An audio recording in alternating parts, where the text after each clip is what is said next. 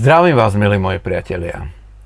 Prihováram sa k vám po kratšej odmlke, ktorú som si žiaľ nezvolil ja sám, ale priniesla mi ju tak povediac vyššia moc. Do života človeka prídu aj veci, ktoré celkom logicky očakáva, ale pripraviť sa na ne nevie. Ešte skôr ako začnem, dovolte mi preto pár slov na úvod. Aj keď ma úprimne teší neutíchajúci dopyt po mojich nedeľných zamysleniach, ako aj nemalý divácky záujem z vašej strany, nezabúdajte prosím na jeden fakt. Aj ja som len človek z mesa a kosti, so svojou dôstojnosťou, s vlastnými radosťami, starosťami, žiaľom a budete sa po niektorí možno čudovať, ale aj so svojím súkromím. Tých, ktorí skôr píšu, ako rozmýšľajú, by som chcel upriamiť na skutočnosť, že v dnešnej digitálnej dobe nie je problém nájsť si cestu k informáciám, len treba chceť. V tomto konkrétnom prípade napríklad na mojom facebookovom profile alebo dokonca v záložke komunita na tomto konkrétnom YouTube profile. A tak zistiť teda, čo je vo veci, prečo nie sú videá.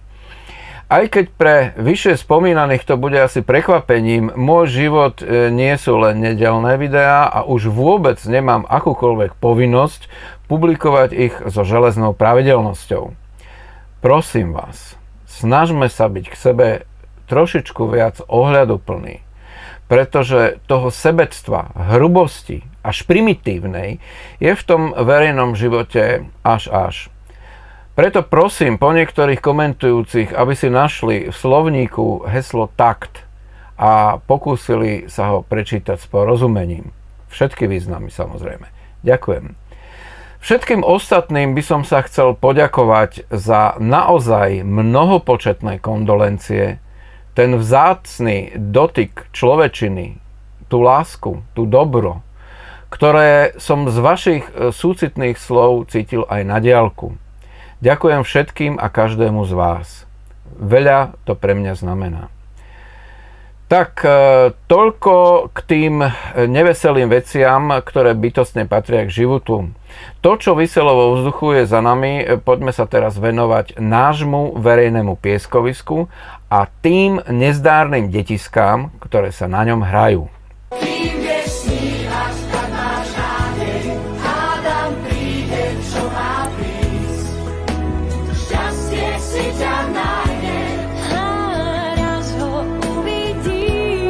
Na politickej scéne sa nám tu aktuálne rozohrala taká hra.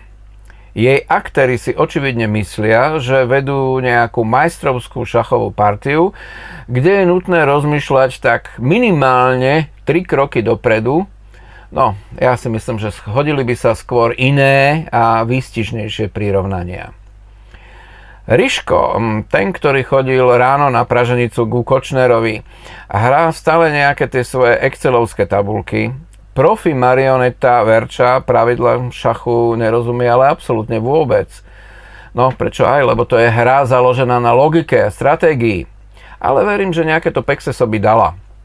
A Borek, štartér, vie akurát tak kadečo vykšeftovať, prípadne obohrať niekoho v škrupinkách, ako pred hotelom Kiev. Ale zase, aby som mu nekrivdil, nebyť tej nešťastnej nehody, tak by si tých hrátok zaiste užil zo všetkých najviac. Problémov má hnutie Sme mafia koniec koncov v súčasnosti viac ako dosť. Asi ten najšokantnejší, ako by Giska povedala, asi je, že jeden z dynastie vedúcich bratov tejto záujmovej skupinky čelí žalobe za príjmanie úplatkov. Mimochodom, to veľmi nesvedčí o toľko proklamovanom boji s korupciou, nemyslíte? To smoliakovsko-sviežákovské neber úplatky, nebo sa z toho zblázniš, platí pre všetkých, ktorí sa dajú nachytať, teda aj pre šéfa tajnej služby. Možno aj preto pán minister práce, antisociálnych vecí a možno aj rodiny odovzdal svoje rybárske maskáče spolu s funkciou ministra do rúk prezidentky. Nič menej by som od človeka, ktorý sa štilizuje do úlohy samozvaného posledného križiaka, ani nečakal. Aj keď zlé jazyky cteného pána ex-ministra namiesto Kryžiaka označujú skôr za podržtašku asi najúspešnejšieho advokáta bez legálne získanej licencie. Je už verejným tajomstvom, že nad všetkým tým marazmom bdie nekompromisný vševedúci Danielito, sťaby úplne špeciálny prokurátor. A ja nepochybujem o tom, že ak to tomuto priam prírodnému úkazu, teda podmienečne odsúdenému pánovi advokátovi, svedomie a jeho probačný úradník dovolia, urobí poriadky aj s ďalšími svojimi vernými nohsledmi. Napokon to obľúbené padni komu padni, no nie? A ešte vždy je tu pani hlavná marioneta zo zámku, ktorej najväčší štátnický počin zatiaľ bol, keď sa nechala odfotiť na prechádzke s frajerom v lese. Ale ja by som ju napriek tomu nepodceňoval, lebo ona všetko bedlivo vníma. A buďme trpezliví, určite sa dočkáme ďalšieho emotívneho prejavu, z ktorého sa dozvieme, že blonďavá hlava štátu je z vývoja silno znepokojená.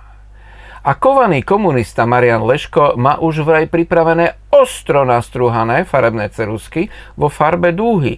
Veď však ako inak, nie? Ale nesmieme zabúdať na hlavnú obeť celého komplotu. Cár Igorescu je ten, ktorý si v tejto hre vytiahol Čierneho Petra. Dnes mu jeho koaliční partneri vyčítajú, že vraj, citujem, nie je spôsobilý vládnuť.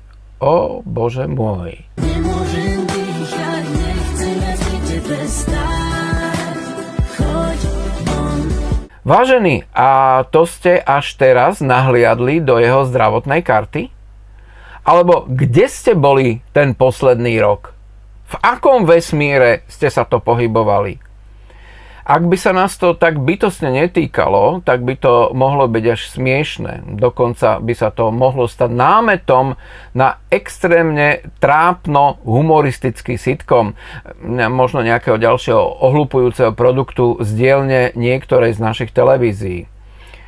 Ale dnes, po toľkých orgiách amatérizmu, papalášizmu, bezradnosti a neschopnosti, ktoré sa na nás valia zo všetkých strán, ja sa už fakt nezabávam. Slovensko je v horšom stave ako Gorduličová úroveň humoru a permanentný chaos, bezprávie a nesloboda, ktoré tu panujú, z nás robia džamahíriu, oproti ktorej je aj Bielorusko ukážkovou demokraciou.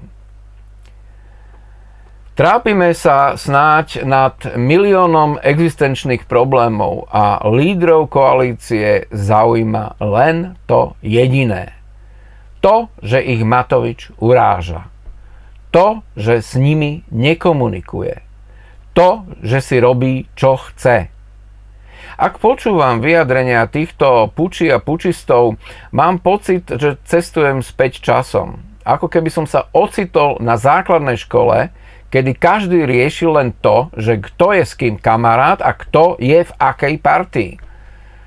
A pritom svet okolo nás letí tryskom a my sa tu na tom našom malom piesočku s celkovým počtom obyvateľov, ako má predmestie bezvýznamného čínskeho mestečka, bavíme tým, že v mainstreame pozorne sledujeme našich mentálov, kto nad kým momentálne vyhráva v hre o guličky.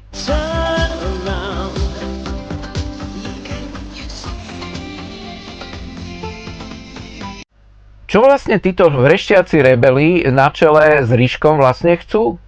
Pretože nejaký koncepčný návrh riešenia alebo cestu zo slepej uličky, to som fakt nepostrehol. Vy áno? A nejaká tá kozmetická výmena premiéra? Nebuďte smiešní. Aký význam to má, keď Igoreska vymení niektorá z jeho podržtašiek, aby ju následne riadil na diaľku? Aký význam to má, keď odíde niektorý z jeho nesvojprávnych ministrov? Inak spomínate si, to sme tu nedávno mali. A aký to malo efekt? Aký to malo význam? Z vyjadrení koaličných politikov vyplýva, že im vonkoncom nejde o zmenu spoločenskej situácie. Ich zaujíma akurát upevnenie vlastných pozícií a presadzovanie svojich súkromných záujmov. Tá hra, o ktorú sa tu pokúšajú, by mohla v istom zmysle pripomínať aj človeče nehnevaj sa, alebo človeče nezlob sa v originále. Každý zúrivo a s veľkou frekvenciou hádže kockou v nádeji, že sa dostane skôr do domčeka. Alebo lepšie povedané k väčšiemu korytu. A to je absolútne celé. Nejaká tá humanitárna kríza, životy a zdravie obyvateľstva, alebo úroveň slobody, životná úroveň občanov, alebo ekonomika štátu, to im môže byť úplne ukradnuté. Presnejšie to všetko je ukradnuté nám. Doslova a do písmena. V súlade s platnými súčasnými, ale najmä s pripravovanými zákonmi. A s celou slávnou opozíciou, no však to je podobné. Hrdinom Smerohlasu a im podobným vôbec nevadí súčasný stav. Jediné, čo ich mrzí, a verím, že o to úprimnejšie, je skutočnosť, že oni sami sa na tomto kolosálnom rabovaní momentálne nemôžu podieľať. No ale čo my? Prostý ľud? Zotročený a zbedačený národ má aspoň dôvod na trochu vzrušenia v rámci tej nekonečnej covid-totalitnej šedivosti. Presne tak, ako bolo povedané v istom balkánskom filme. Zajtra bude svadba alebo kár. A hlavne, že sa tu niečo deje.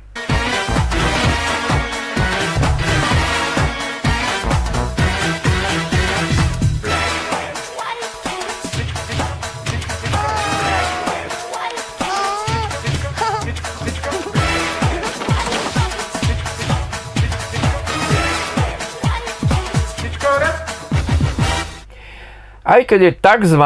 Ultimátum vo vzťahu k rekonštrukcii vlády len akousi búrkou v šerbli vody, nie je vylúčené, že akákoľvek zmena môže byť zmenou k lepšiemu. Keď už pre nič iné, aspoň sme sa konečne zbavili toho podivného príslušníka sekty, ktorý sa tu hral na šéflekára. Alebo možno to bol len akýsi folklórny prvok, ktorým sme si aspoň symbolicky uctili staré slovanské zvyky. Tak, ako sa každoročne vynáša morena na znak toho, že prichádza jar a zlé obdobie spojené s chorobami a smrťou končí, toho roku si koaliční rebeli povedali, že bude pre pobavenie pospolitosti výhodnejšie namiesto moreny vyniesť Mareka. Sice sme ho rituálne neupálili a nehodili do rieky, ako kážu dobré zvyky našich predkov, no, ale nemôžeme mať všetko.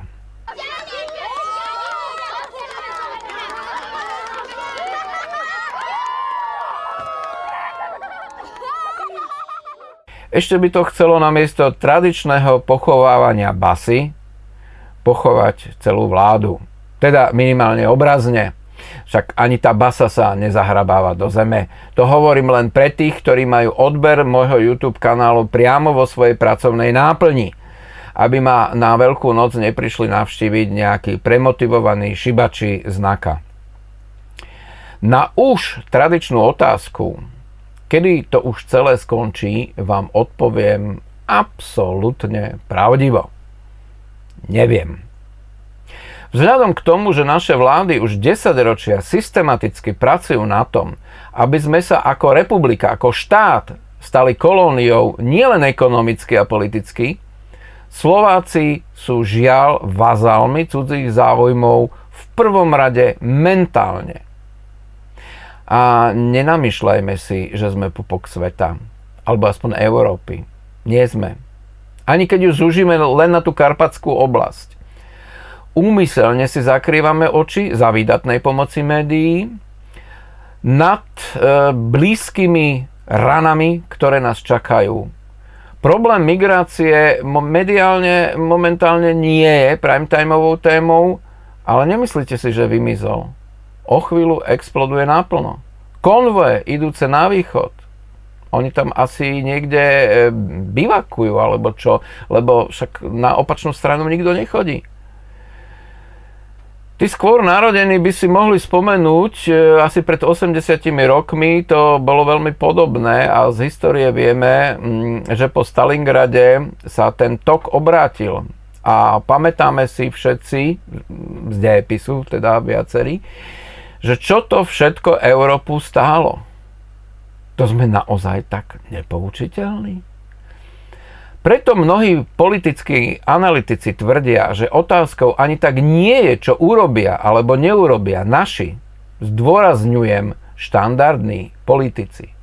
Otázkou je, ako sa to bude vyvíjať tá situácia na západe. Ako to už býva zvykom, k nám tieto trendy, a to nie len v politike, dorazia tak o 3 až 5 rokov. No, možno niektoré skôr. Ale jedna vec je na tom celom nanajvýš pozitívna. Komu sa ešte stále neotvorili oči, aby si uvedomil, že žijeme v chorej spoločnosti, ktorá si žiada radikálne a systematické zmeny, tomu už dnes niet pomoci. Možno celá táto pandemická kríza bude tým pomyselným urýchľovačom spoločenských zmien, ktoré nabúrajú skorumpovaný a bezprávny systém. Roky starostlivo budovaný zákulisnými hráčmi. Ja viem, iste to bude za cenu životov, bude to za cenu veľkých obetí, bude to chcieť krv, pot a slzy.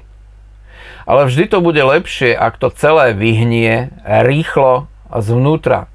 Ako keby sme tú chiméru ponovembrového Slovenska ako pseudodemokraciu karpatského typu mali umelo živiť ešte dlhé roky. Už dnes a konečne je počuť hlasy, ktoré jasne pomenúvajú problém a volajú napríklad po zmene volebného systému, kontrole zahraničných agentov, skrytých za mimovládky, či otvorene kritizujú mediálny monopol na tie správne názory. Možno, že raz budeme ešte vďační, ako nám táto kríza pomohla vytyčiť nový smer. Možno. Nie nadarmo sa hovorí, že špirála dejín funguje na jednoduchom princípe. Zlé časy tvoria silných ľudí. Silní ľudia tvoria dobré časy. Dobré časy tvoria slabých ľudí. A slabí ľudia tvoria zase zlé časy. A tak dookola. Nekonečné. Takže prajem vám, aby ste mali otvorenú myseľ, drahí priatelia, a zbytočne sa nestresovali. Pamätajte na prezieravé slová, ktoré sú vraj od Zdenky Studenkovej o tom, že človek je ako oliva. Len pritlačený k múru zo seba dostane to najlepšie. Ostávate zdraví, priatelia moji.